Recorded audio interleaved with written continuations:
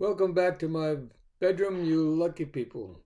This is Chuck Graves reporting again from Ramblings Magazine from the August 2001 issue. It's the story I'm going to read to you today is not really a story, it's just my remembrance of my best friend as a child. And hopefully, you can bear with me because I probably will get fairly emotional reading this to you.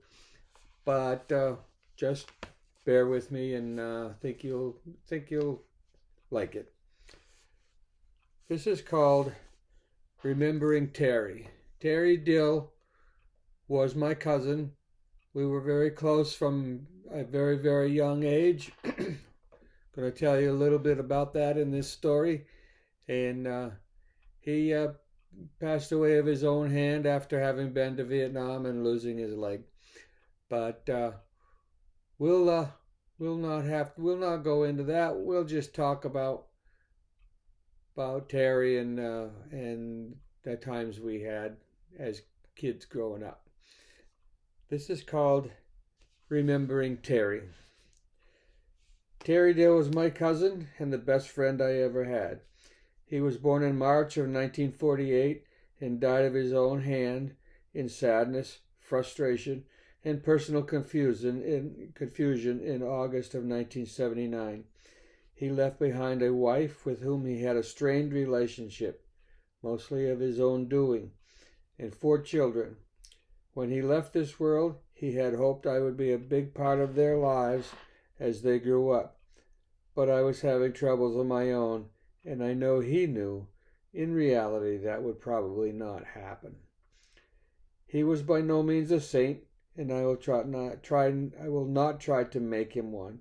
But his children were too young to remember much, if anything, about him, and it amazes them that even to this day, more years later than he was alive, the whole family still fondly tell Terry stories at family reunions. They wish they had known him better. This column will be continued in future issues of Ramblings Magazine. I hope the readership will indulge me on this, as it is mostly for Terry's children. But after all this time, I owe him that.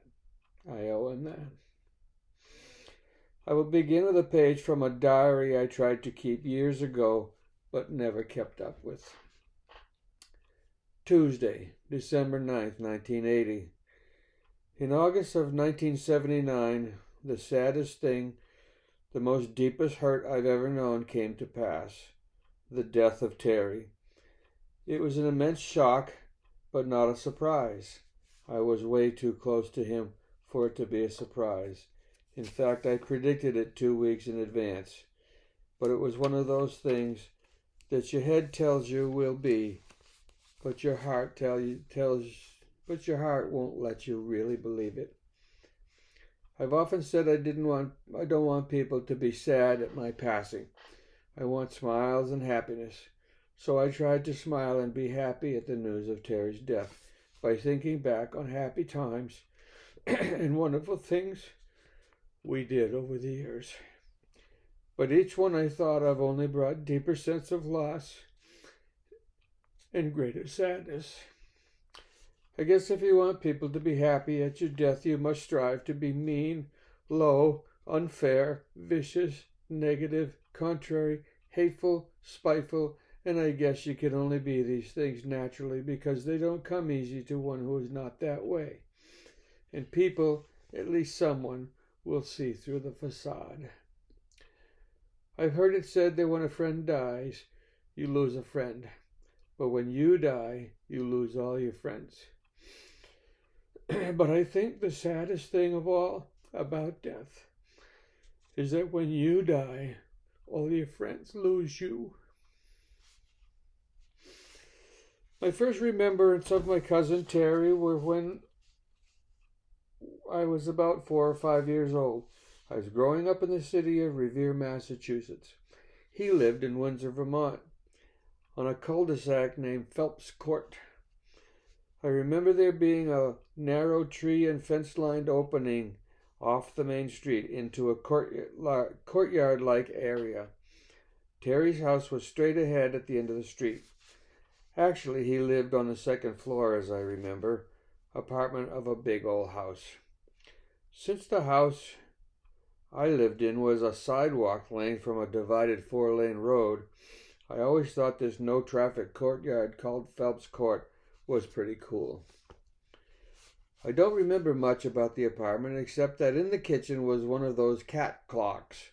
You know, the ones that had the tail that went back and forth and the eyes that did the same and had a clock in its belly. It was neat. It was red and I have never seen one before. Pretty neat. Terry was at the time the only boy cousin on my father's side of the family. He was closer in age to me than my two brothers, and so we became friends instantly. I'm sure he had a lot of toys, but the two I remember most were things I didn't have. One was an electric train set. It was Lionel train, and our Uncle Roger had taken a couple of pieces of plywood and painted them green, and they made the base for the tracks and a little village for the train to travel through. Whenever I would visit from Massachusetts, we would play in that train village for long periods of time. Sometimes we would actually load and unload the flat cars with barrels and such, but mostly we just tried to see how fast we could get the train going without coming off the tracks. Or we would put people in cars on the tracks and run them over and see how far they would go. The other toy he had that I thought was really cool was a tricycle with a chain drive. We weren't big enough for two-wheelers yet. He had a regular trike, which I had to ride, but there was that big trike that was much longer. So long, in fact, that there had to be a chain to the back axle to drive it. Almost just like big kids' bikes. He could go so fast on it that the only way I had a prayer of keeping up on the regular trike was to put my foot on the back step and to push it along with my other foot like an early skateboard with handlebars. He could make the back wheels fishtail in the dirt. Boy, I wanted a trike like that. Next summer he had gotten a two-wheeler with training wheels. He gave me the chain drive trike. Me and him was pals.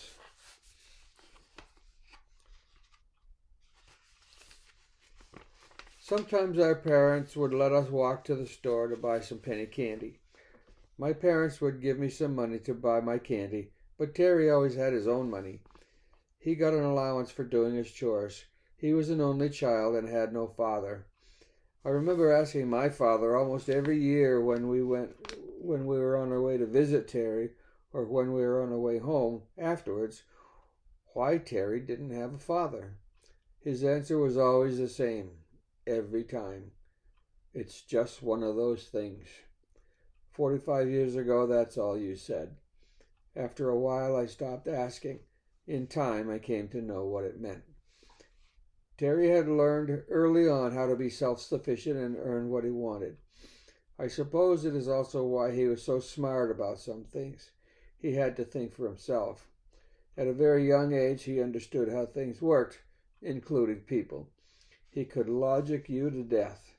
Fortunately for him, our grandparents had taught all our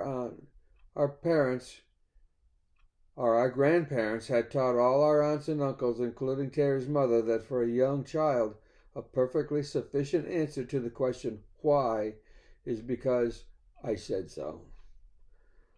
That doesn't mean that he always accepted the answer. It just meant he knew, all of us cousins did, that the conversation was now over.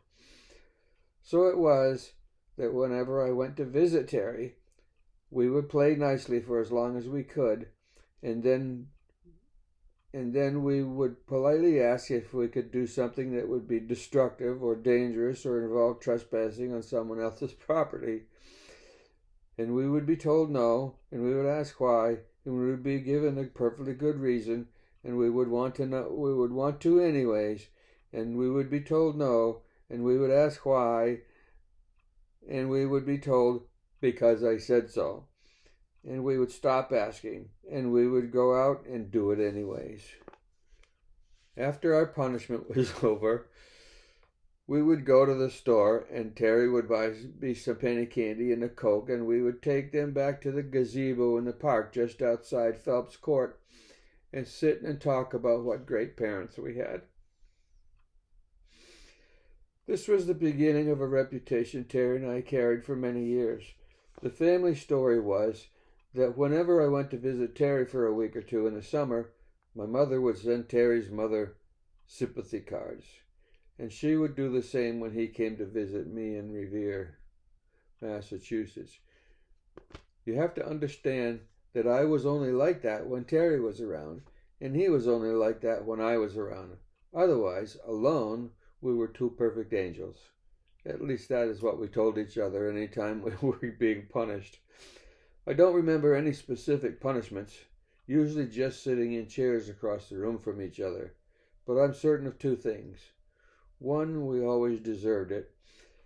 Two, we weren't being punished for everything we should have been, which is to say, we didn't always get caught. Well, that's the story of me and Terry. Hope you liked it. Tomorrow is going to be an article called Mom Talk, and I will read a poem called The Poet, which I wrote,